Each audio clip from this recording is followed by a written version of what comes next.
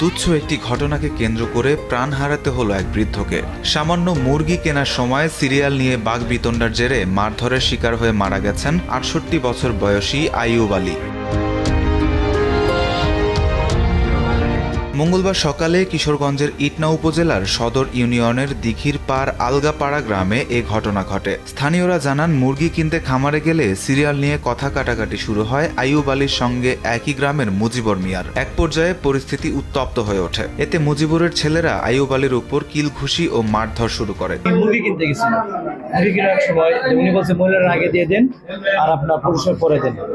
পরে আপনি কথা বলছেন মুজিবুরের ছেলে সাব্বির, ওরা ৩-৪ জনে মিলে আপনার এই কথা বলার কারণে, এই কথা কেন বলছে, এই কথা বলার কারণে আপনার দৈরা ঘুরতে মাথার মধ্যে ঘুষি দাঁড়িয়ে দৈরা মানে দৈরা একদম সাথে সাথে জায়গার মধ্যে আপনার মৃত ঘোষণা করছে। দৈরা আইনা মাটির মধ্যে হালে ঘুষাইছে, পরে বিয়ার জ্বালাইছে মানুষ, আর গাদা গাদা মারছে, আমি দেখি নাই হেরে হাতে আমি দেখছি দৈরা আইনা মাটির মধ্যে হালে। আমার ভাই মুরগ কিনতে গেছেন, তর্ক কইরা কিলাকিলি করে আমার বাইরে মাইরেছে মজুরের ছেলে।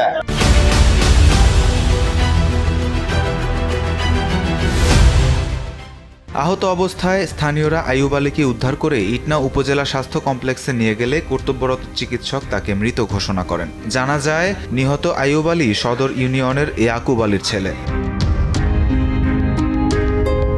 নিহতের পরিবারের সদস্যরা অভিযোগ করে বলেন, মুরগি কেনার সময় সামান্য তর্কের জেরে সাব্বির সহ ৩ থেকে ৪ জন মিলে আইয়ুব আলীকে পিটিয়ে হত্যা করেছে। এ ঘটনার সঙ্গে জড়িতদের দৃষ্টান্তমূলক শাস্তির দাবি জানান তারা।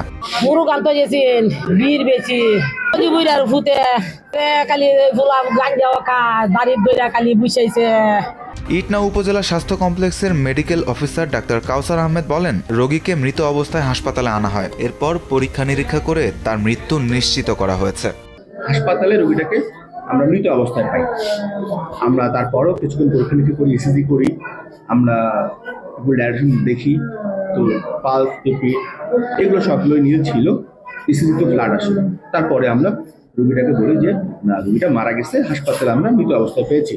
এদিকে ইটনা থানার ভারপ্রাপ্ত কর্মকর্তা জানান, মরদেহ উদ্ধার করে ময়না তদন্তের জন্য পাঠানো হয়েছে। এ ঘটনায় আইনগত ব্যবস্থা নেওয়ার প্রক্রিয়া চলছে। মারুফ সাজ্জাদ, নিউজ ডেস্ক, দেশ টিভি।